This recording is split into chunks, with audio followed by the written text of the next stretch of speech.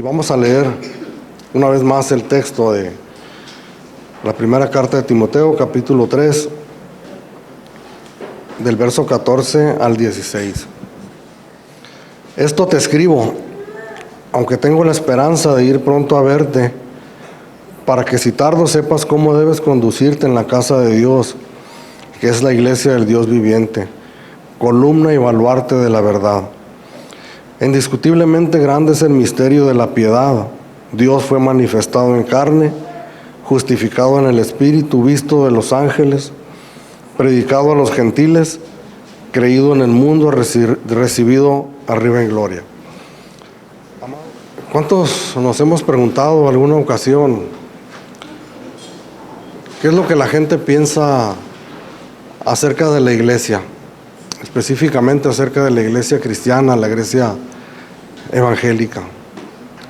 Lo que la gente dice, lo que la gente que está afuera, ¿verdad?, que no pertenece a la iglesia.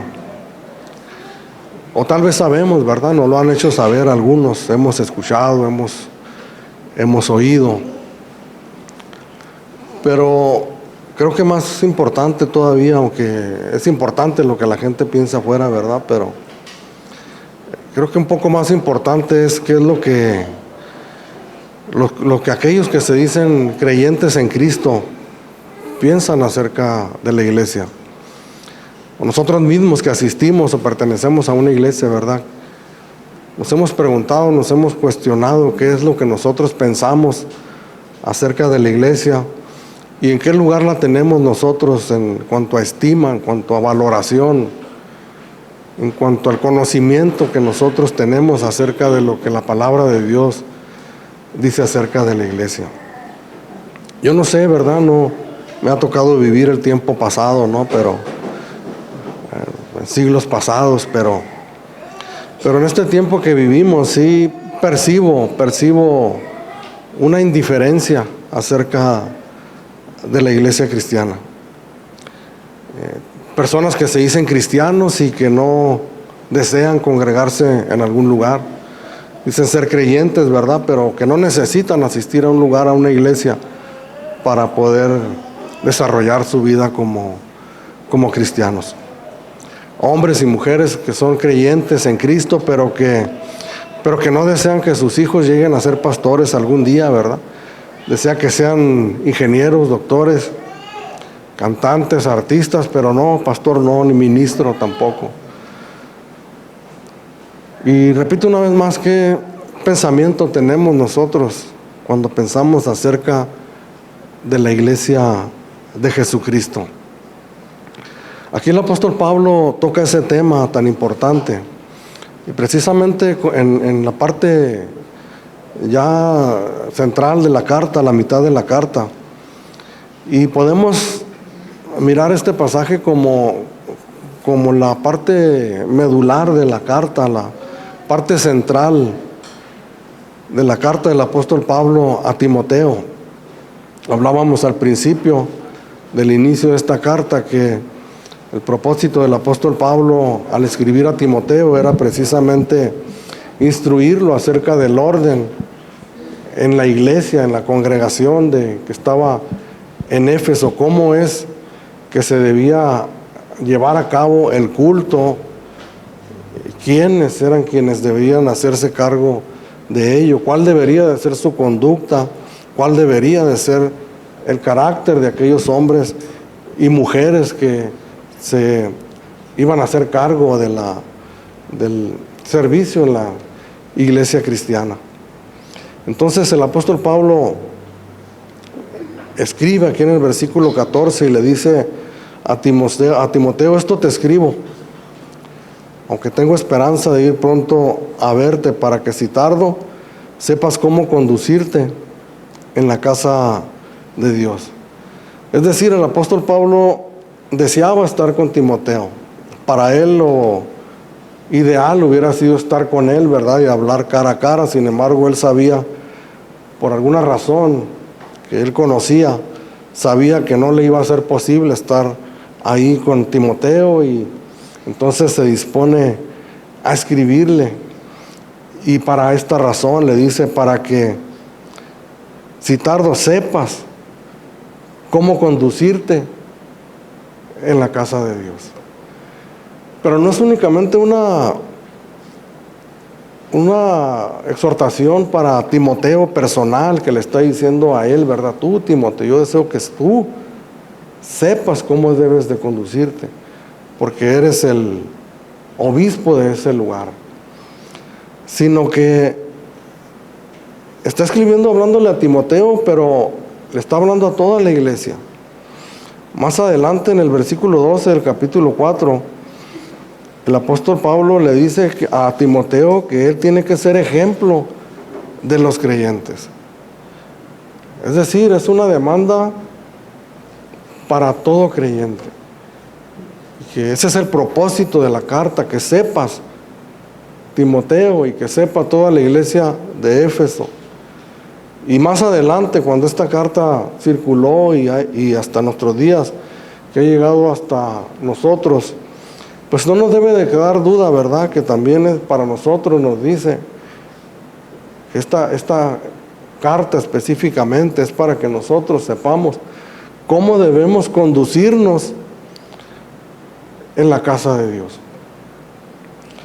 Cuando el apóstol Pablo dice esto, te escribo, seguramente se está refiriendo a partir del capítulo 2, cuando comienzan las instrucciones de Pablo acerca del servicio en la iglesia, y le repito, quiénes deberían de hacerse cargo de ello. Menciona a hombres, ¿verdad? En el capítulo 2, que se iban a hacer cargo de la oración, y se requiere de ellos, dice el versículo 8, dice, quiero pues que los hombres oren en todo lugar, levantando manos santas, sin ira ni contienda. Es decir, hombres con un corazón puro, con un espíritu puro. Y más adelante se dirige a las mujeres, ¿verdad? Y cuando tocamos ese tema, hablamos que es un tema que no se toca mucho, ¿verdad? Pero se refiere inclusive a la vestimenta de las mujeres, no solamente en la congregación, sino fuera de ella, pero más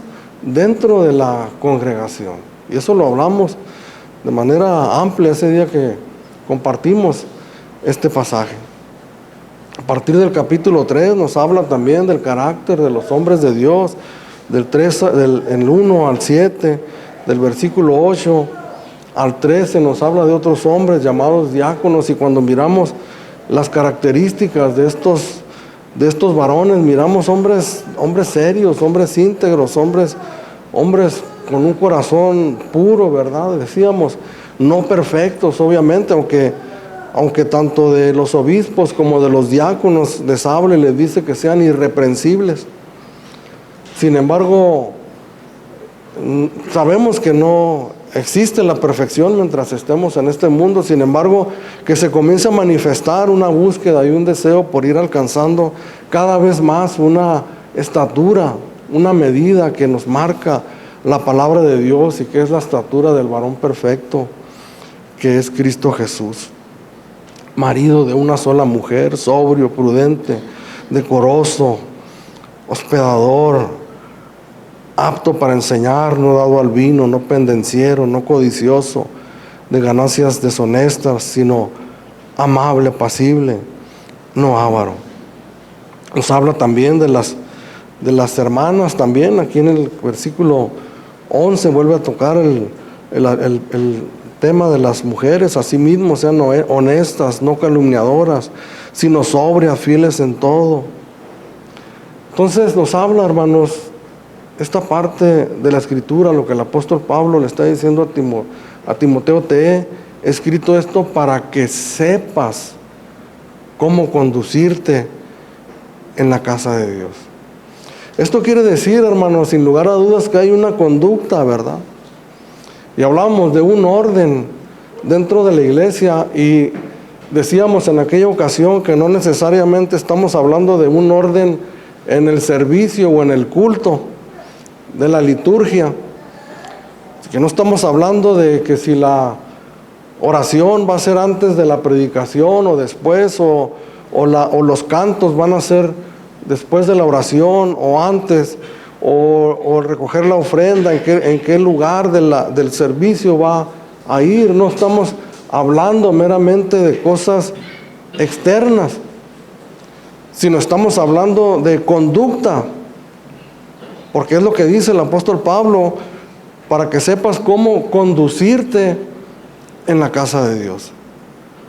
Tampoco estamos hablando de reglas de etiqueta ni de protocolos, porque pudiéramos usarlo, ¿verdad? Y decíamos, recuerdo en aquel momento que hablábamos acerca de esto, que nosotros educamos a nuestros hijos y les enseñamos buenos modales, cómo deben de comportarse cuando llegan las visitas, cuando están en lugares que no son sus casas, cómo deben de comportarse con otras personas, con las personas mayores, y nuestros hijos pueden obedecer aquello, ¿verdad?, que nosotros les estamos enseñando. Sin embargo, es una cuestión externa, ¿verdad?, una forma que nosotros expresamos en un comportamiento. Pero lo que nos habla aquí, habla de algo mucho más profundo. Habla de la obra de Dios, del Espíritu Santo en nuestras vidas. Estas virtudes en las que estuvimos leyendo en el capítulo 3 sobre todo, y decíamos también en ese momento que era precisamente la obra del Espíritu Santo moldeando a hombres y mujeres. La verdad es que para nosotros, aún siendo cristianos, es difícil poder moldearnos a estas características, a estas demandas, vamos a llamarle así, de la palabra de Dios para nuestras vidas. Y es difícil porque tenemos una naturaleza pecaminosa dentro de nosotros. Sin embargo, ese anhelo y ese deseo de nosotros como hijos de Dios, como creyentes, de obedecer a Dios y a su palabra, vamos ganando nosotros terreno poco a poco, ¿verdad? Tal vez en algunos más lentos que en otros, tal vez en algunos se nota un poco más lenta esa transformación del Espíritu Santo en nuestras vidas, pero irremediablemente aquello se tiene que ir dando. Es decir, estas demandas o estas normas que habla aquí la palabra de Dios es para hombres y mujeres que han abrazado la fe en Jesucristo, que han entregado su vida a Jesucristo y que están dispuestos a obedecer a su palabra e irse moldeando por ella. Entonces, de lo que hablamos aquí, tenemos que entender bien esto, que lo que el apóstol Pablo está hablando aquí cuando habla de conducta, para que sepas cómo conducirte en la casa de Dios. No son únicamente cuestiones externas, sino cuestiones que están sucediendo en el corazón de hombres y mujeres. Decía hace unos momentos, ¿qué pensamiento tenemos nosotros? ¿Qué palabras escuchamos fuera? ¿O qué pensamos nosotros cuando escuchamos hablar de la iglesia o de la casa de Dios, como se menciona aquí, ¿verdad? Porque dice que la conducta debe de ser, está hablando específicamente en la casa de Dios, para que citarlo sepas cómo debes conducirte o cómo debes de comportarte en la casa de Dios. Es una frase para referirse a la iglesia también. La verdad es de que muchos o algunos todavía cristianos ni siquiera saben que la iglesia somos nosotros, los hombres y mujeres que hemos abrazado la fe. La iglesia no es un edificio de 4 paredes. No significa que a partir de que nosotros abrimos esa puerta y entramos, nuestra conducta debe cambiar, porque estamos en la casa de Dios. En cualquier templo, en cualquier lugar donde se le rinda culto a Dios, el momento de abrir la puerta y entrar ahí, entonces nuestra conducta tiene que ser de otra manera, porque estamos en la iglesia. El mismo apóstol Pablo escribió a la iglesia de Corintios y le dice: ¿no sabéis que ustedes son templo de Dios y que el Espíritu Santo mora en vosotros? Les habla individualmente como personas y colectivamente como iglesia, que nosotros como cristianos llegamos a constituir la iglesia de Dios, el templo del Dios viviente. Hebreos capítulo 3, versículo 6, pero Cristo como hijo sobre su casa, la cual somos nosotros. ¿Qué pensamos nosotros acerca de la seriedad, hermanos, de la conducta en la casa de Dios, entendiendo que nosotros somos la iglesia? El apóstol Pablo efectivamente se está refiriendo, porque hace muchas alusiones al culto público, y sí se está refiriendo cómo debemos de llevar, sobre todo cuando estamos reunidos en un culto de adoración a Dios. Y es precisamente la seriedad que le imprime a la conducta, hermanos, por eso mismo, porque está hablando de la iglesia de Dios y la importancia de que esto se refiere. Desde el más mínimo detalle hasta el más notable, o que pudiéramos nosotros llamar importante. Desde la manera en que nosotros nos alistamos, ¿verdad? Nos cambiamos, nos peinamos, nos arreglamos personalmente, externamente, pero con un corazón pensando en que tenemos un encuentro, ¿verdad?, en la iglesia de Dios con el Dios viviente. El alistar nuestro corazón, el ponernos a cuentas con Dios, el pedirle perdón por actitudes que hay en nuestras vidas, en nuestros corazones, porque vamos a la casa de Dios, no a este edificio, sino vamos donde los hermanos están, donde las piedras vivas, como las llama el apóstol Pedro en su primera carta, se han reunido para adorar a Dios. Hemos minimizado mucho, y hablo en términos generales, la importancia de la iglesia, de la congregación, de la casa de Dios. No recordamos o no hablamos mucho, no proclamamos la importancia de lo que significa ser la iglesia de Dios. Mencionaba hace unos momentos cómo hay muchos que se dicen creyentes, pero que ellos dicen que no se congregan en ningún lugar porque no necesitan congregarse en ningún lugar. Y voy un poco más allá, hermanos. Voy un poco más allá. Inclusive podemos congregarnos, pero muchos que deciden no comprometerse con la iglesia de Dios en un servicio activo hacia Dios. Porque nos falta entender la importancia de lo que significa precisamente ser la iglesia de Dios. Pero ¿por qué es tan importante, hermanos? ¿Por qué es tan importante la conducta de nosotros como cristianos? No solamente dentro de la iglesia, sino fuera de ella, ¿verdad? Porque en el capítulo 3, versículo 7, dice: también es necesario que tenga buen testimonio de los de afuera, para que no caiga en descrédito y en lazo del diablo. Es importantísima nuestra conducta dentro de la iglesia, pero igual de importante también es nuestra conducta fuera de ella. Cuando hacía la pregunta acerca de si alguna vez hemos pensado qué piensa la gente que está afuera acerca de la iglesia, pues muchos de sus pensamientos son injustos, ¿verdad? De igual manera el mundo la iglesia va en contra del mundo, enseña cosas que van en contra de las ideologías de este mundo, y difícilmente la iglesia va a encajar en este mundo. Sin embargo, a veces los pensamientos que tiene la gente de la afuera están lamentablemente justificados, precisamente por la mala conducta de muchos de nosotros que tenemos fuera de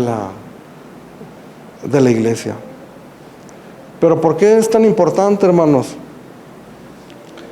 que nosotros tengamos una conducta adecuada, una conducta correcta, que nuestras vidas sean moldeadas por el Espíritu Santo y se comiencen a ver el fruto en nuestras vidas dentro de la congregación? Dice este versículo 15, para que sepas cómo debes conducirte en la casa de Dios, que es la iglesia del Dios viviente, columna y baluarte de la verdad. Aunque es importante, hermanos, el poder conocer acerca de la casa de Dios, la iglesia, porque costó la sangre de su Hijo Jesucristo, ¿verdad? Es la novia de Cristo que un día se va a unir en un matrimonio eterno en las bodas del Cordero, la iglesia de Jesucristo. Sin embargo, hermanos, nosotros como iglesia no somos el centro del asunto. El centro, hermanos, es Dios quien le da vida a la iglesia. Dice que es la iglesia del Dios viviente. Nosotros dependemos enteramente de Dios. Somos la iglesia del Dios viviente. Nosotros estábamos muertos, hermanos. Dice el apóstol Pedro, en 1 de Pedro capítulo 2, versículo 5. Vosotros también como piedras vivas, sed edificados como casa espiritual y sacerdocio santo, para ofrecer sacrificios espirituales aceptables a Dios por medio de Jesucristo. Pero ¿en dónde estábamos nosotros antes de que eso ocurriera? Cuando Cristo nos encontró por el camino como piedras, no éramos piedras vivas, éramos piedras inertes, muertas, sumidas en el pecado. Estábamos muertos en nuestros delitos y pecados. Efesios 2:1. Dios nos dio vida a nosotros cuando estábamos muertos en nuestros delitos y pecados. Esa es la gran diferencia, hermanos, de una reunión, de una congregación de hombres y mujeres que han sido vivificados por el Dios viviente por medio del sacrificio de su Hijo Jesucristo, a cualquier otra reunión.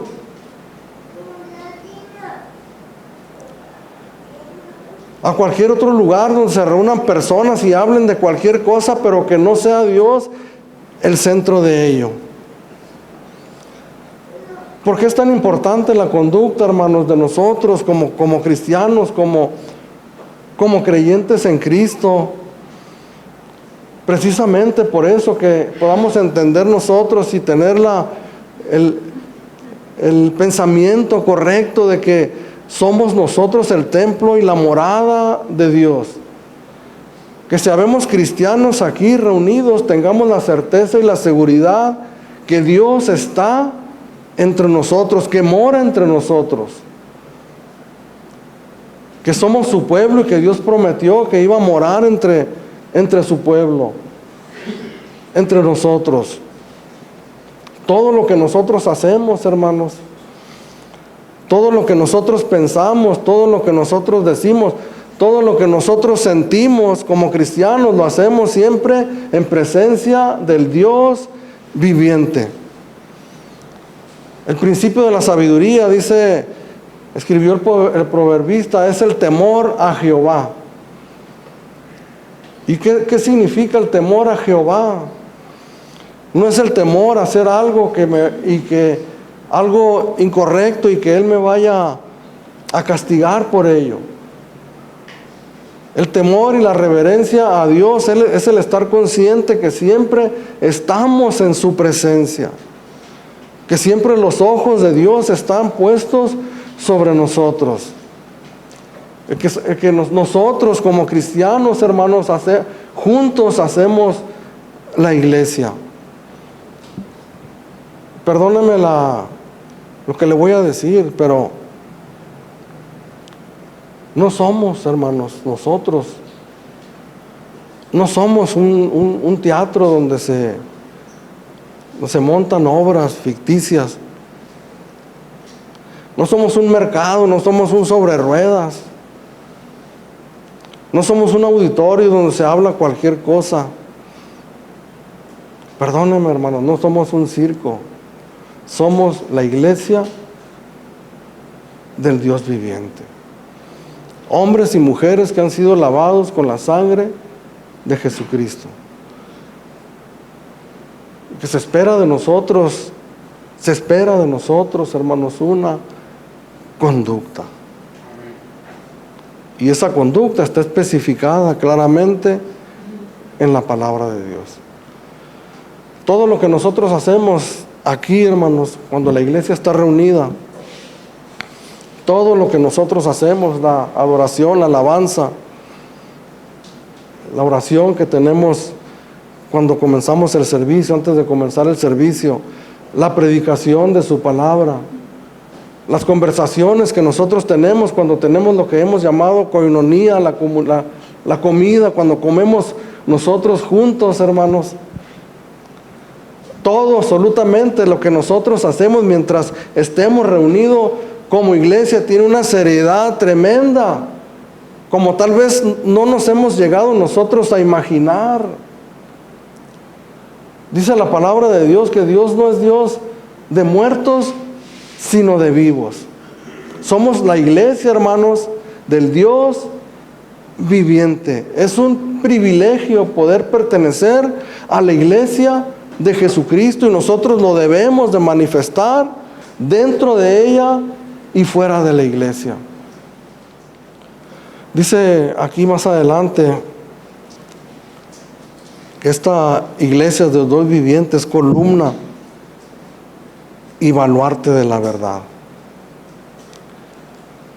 Es lo que sostiene, dice, la verdad. Fíjese qué tremendo esto. La iglesia del Dios viviente, es decir, nosotros como iglesia, somos llamados a sostener la verdad de Dios. ¿Cuál es la verdad de Dios, hermanos?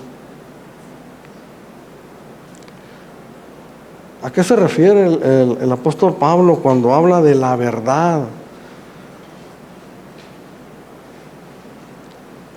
Y una vez más, ¿verdad?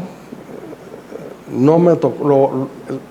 Las épocas pasadas las podemos conocer por medio de los testimonios escritos, por la historia, poder conocer las épocas que se vivieron y las ideologías que se manejaban en aquellos tiempos, pero hoy en este tiempo, la verdad ha llegado a ser algo irrelevante.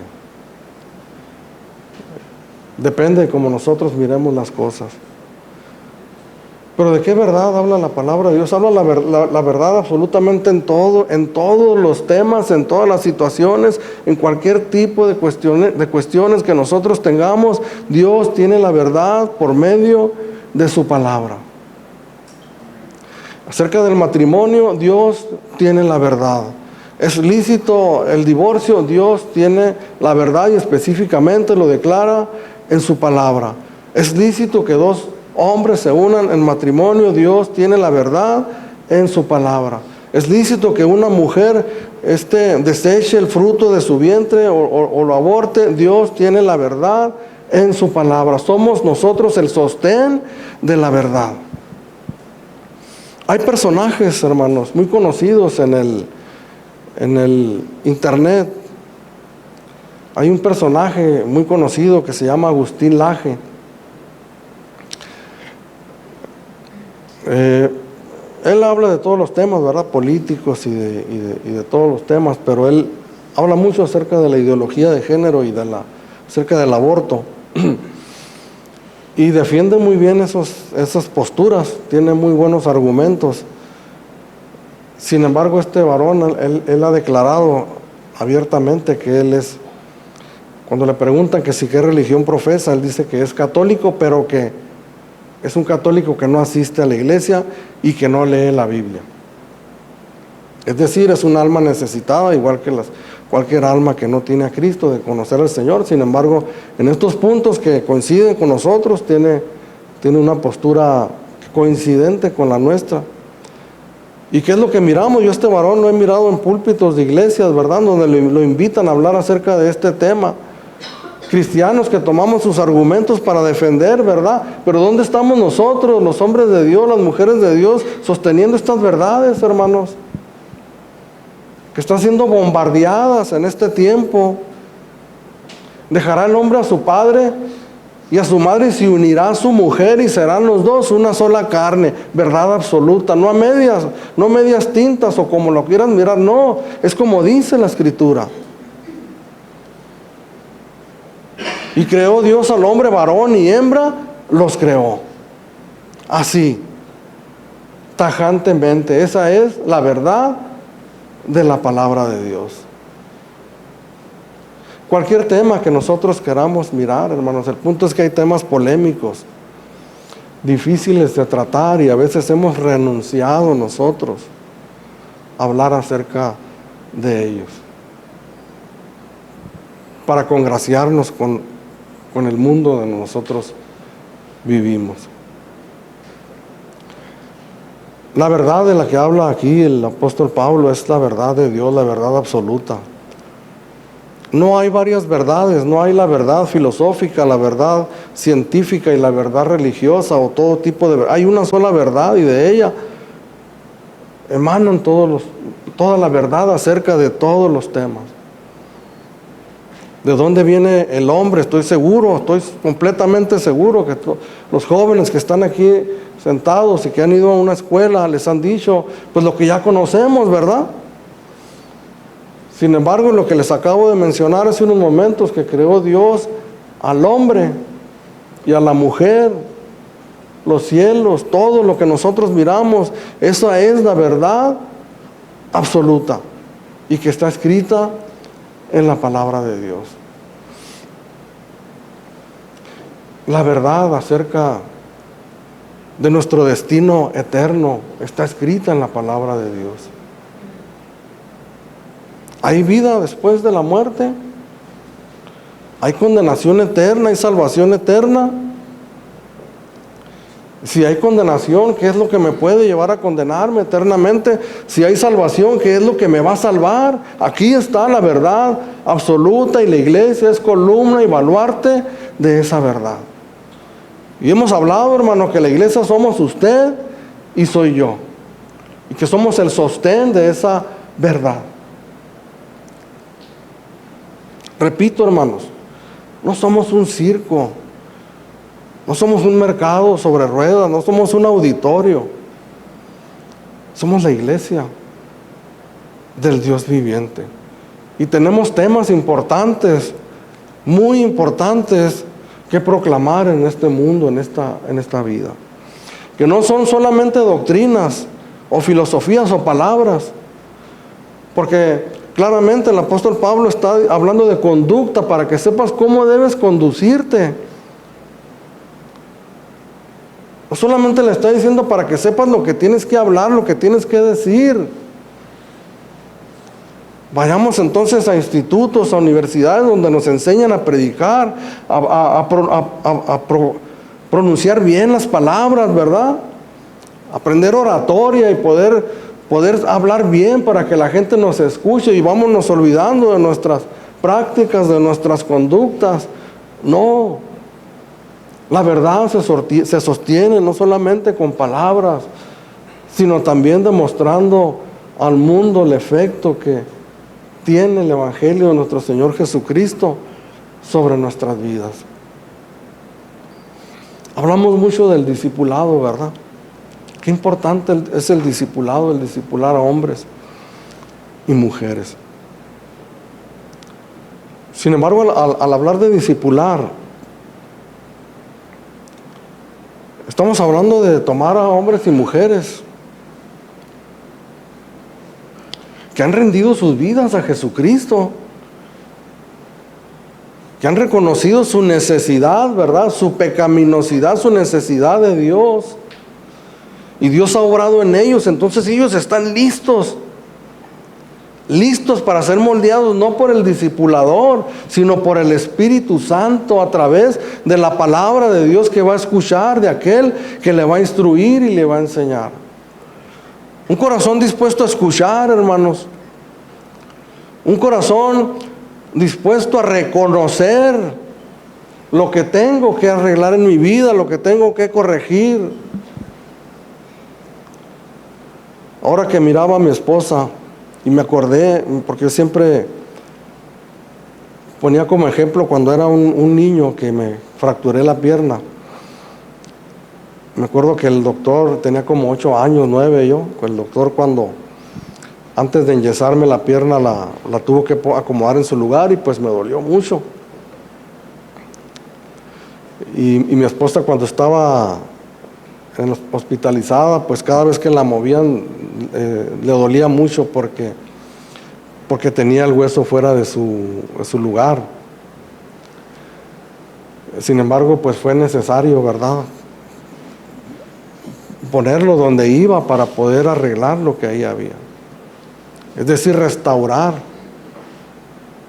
su hueso, su osamenta, como antes había estado. Y para que Dios moldee nuestra vida, nosotros tenemos que estar dispuestos a recibir cosas duras, dolorosas para nosotros mismos. Que nuestra carnalidad, nuestra naturaleza pecaminosa sea torcida si es necesario y puesta en su lugar. No podemos discipular, hermanos, a hombres y mujeres que no han conocido a Cristo como su Señor y Salvador. Es un trabajo en vano. No son conductas externas, repito, hermanos, es la obra de Dios, del Espíritu Santo. Sin embargo, hay una instrucción, hay una palabra. Este hombre, el siervo de Dios, el apóstol Pablo, le encargó a otro hombre, a Timoteo, después de haber sido instruido él mismo, apóstol Pablo diciéndole a él que cómo debe de conducirse, pero también tiene que ser ejemplo para otros, para que los otros también tengan esa conducta, para que cuando vayan y proclamen la verdad absoluta del Evangelio puedan tener esa autoridad espiritual, moral en sus vidas, entendiendo y sabiendo, hermanos, repito, que no somos perfectos, que fallamos, que tal vez nos resistimos en reconocer lo que tenemos que arreglar en nuestras vidas, pero como hijos de Dios, tarde o temprano terminamos cediendo, hermanos. Porque en ese encuentro que tenemos con Jesucristo, lo que sucede en la conversión es una humillación personal. Es una rendición personal, un reconocimiento de nuestra necesidad. Sin embargo, no debemos de olvidar una y otra vez que tenemos una lucha muy fuerte dentro de nosotros.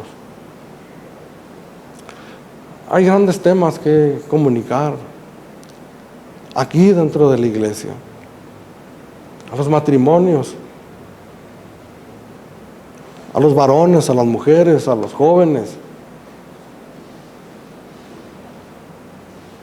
Difícilmente vamos a encontrar un hombre, un joven, una mujer que no tenga en sus manos un dispositivo electrónico.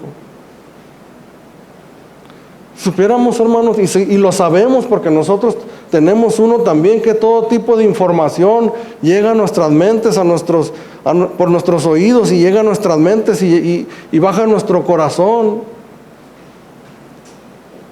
Sutilmente, hermanos, están enseñando a nuestros hijos, a nuestras esposas, a sus esposos, y nosotros callamos, ¿verdad?, las grandes verdades del Evangelio.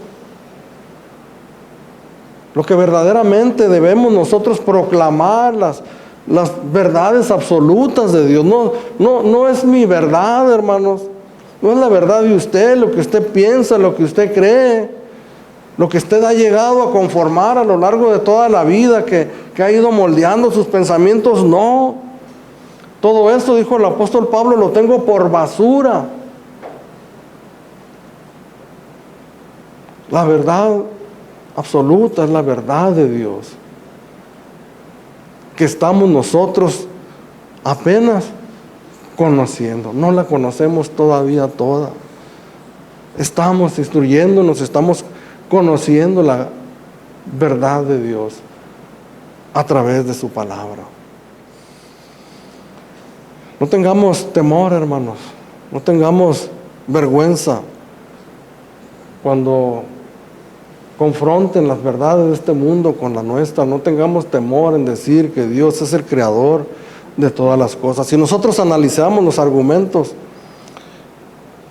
de la ciencia, vamos a encontrar argumentos que no son muy cuerdos. como para que nos avergoncemos de lo que dice la palabra de Dios, que suena más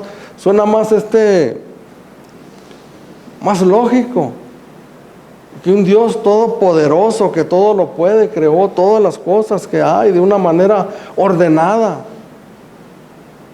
increíblemente ordenada, desde el mismo ser humano hasta el universo entero, no solamente la tierra, sino todo lo que nosotros vemos. No hay una explicación científica cómo el universo se puede sostener. Hay teorías únicamente, teorías de cómo el hombre vino a este mundo, pero Dios tiene la verdad absoluta en su palabra. Hay un mensaje que la iglesia tiene que proclamar en este mundo. Es lo que dice en el verso 16. E indiscutiblemente grande es el misterio de la piedad. Es decir, sin lugar a dudas. Sin lugar a dudas, el misterio de la piedad es grande. ¿Y cuál es ese misterio de la piedad? Pues es aquel que en otro tiempo estaba oculto. En el Antiguo Testamento estaba velada esa verdad, pero a partir del Nuevo Testamento, con la venida de nuestro Señor Jesucristo, nos fue revelado el Evangelio de nuestro Señor Jesucristo, que viene a traernos salvación y vida eterna. Preguntaba hace unos momentos, las grandes preguntas que se hacen en este mundo acerca de la condenación eterna, de la salvación eterna, o de si hay vida más allá de la muerte. Es grande el misterio de la piedad, pero no es un misterio que esté oculto, que permanezca oculto de nosotros, sino que nos ha sido revelado por medio del Evangelio de nuestro Señor y Salvador Jesucristo, que fue manifestado, dice, en carne. Es decir, nos habla de la encarnación de nuestro Señor Jesucristo al venir a este mundo. Dios mismo encarnándose en la persona de nuestro Señor y Salvador Jesucristo. Juan 1:14, aquel verbo fue hecho carne y habitó entre nosotros. Esa es la verdad, hermanos. Fíjese, son verdades que a veces suenan como un disparate, ¿verdad?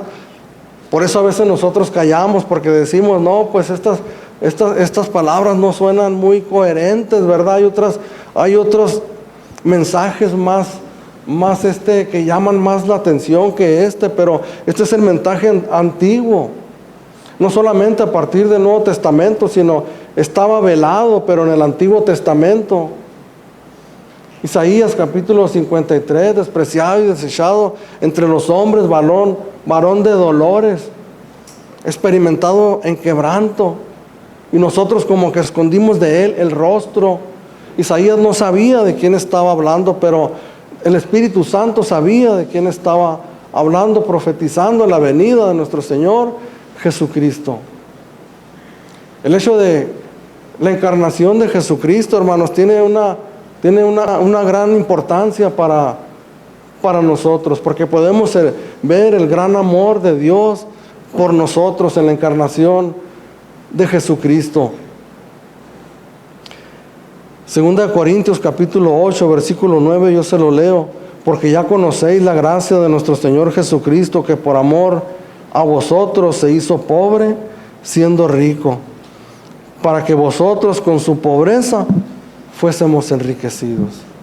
Esto significa, hermanos, que el Señor Jesucristo tenía absolutamente todo. La adoración de los ángeles a la diestra del Padre, en el trono de gloria,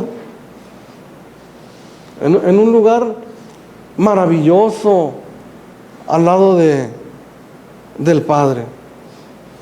Sin embargo, dice la Escritura que se humilló a sí mismo, lo que no consideró el ser Dios como cosa que aferrarse, sino que se humilló a sí mismo, tomando forma de siervo y haciéndose obediente hasta la muerte y muerte de cruz. Cuando nosotros nos hemos enfermado, hemos padecido alguna enfermedad física dolorosa,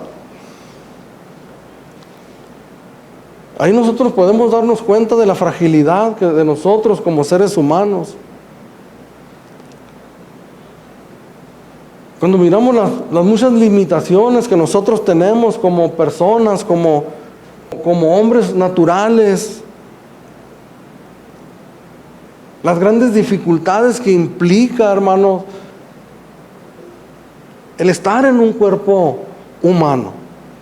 Y sabemos que un día vamos a abandonar este cuerpo va a ir al polvo y nosotros vamos a ir a la presencia de Dios. Sin embargo, mientras estemos en este cuerpo, hermanos, es un cuerpo de humillación por donde quiera que nosotros le veamos. Pues así nuestro Señor Jesucristo estuvo dispuesto a habitar en un cuerpo de ese tipo. No era un cuerpo diferente a los de los demás.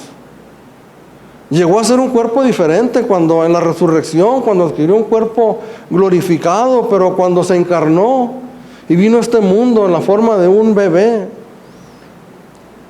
lo hizo al igual que nosotros. Cuando estuvo en la cruz del Calvario, no crea que tenía poderes sobrenaturales para no sentir los clavos o los latigazos o la corona de espinas. Por eso dice que se humilló a sí mismo, tomando forma de siervo. Es más, ni siquiera vino a morar en un cuerpo humano que tuviera privilegios, ¿verdad? En un palacio, en un rey,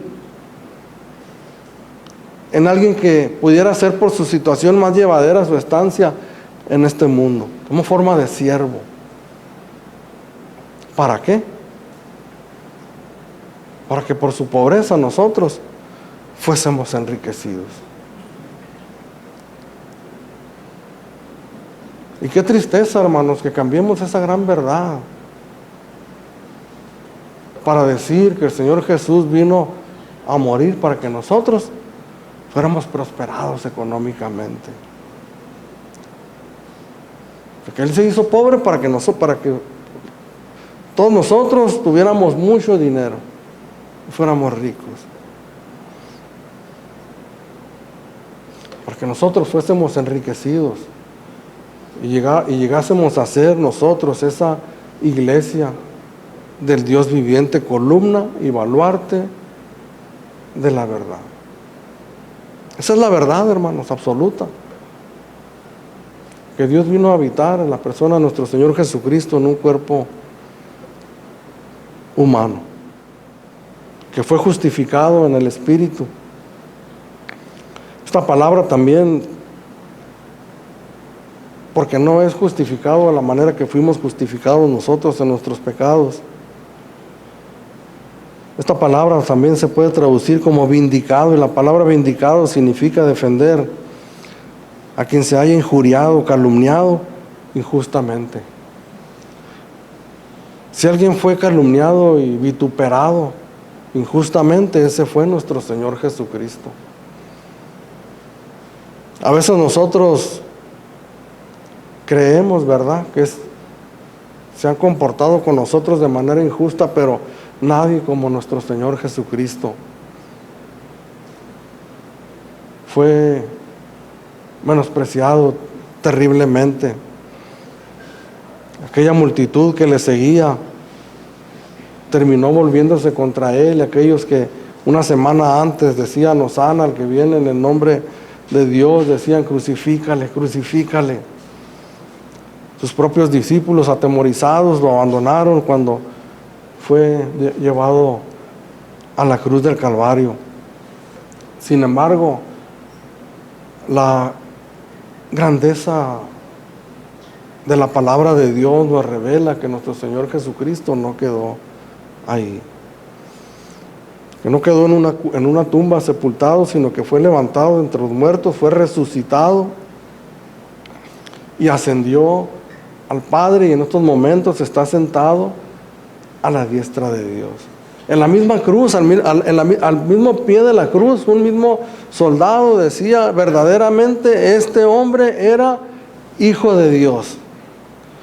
Los ángeles fueron testigos de su resurrección. Al final de cada evangelio podemos mirar la resurrección de Cristo con ángeles siendo testigos.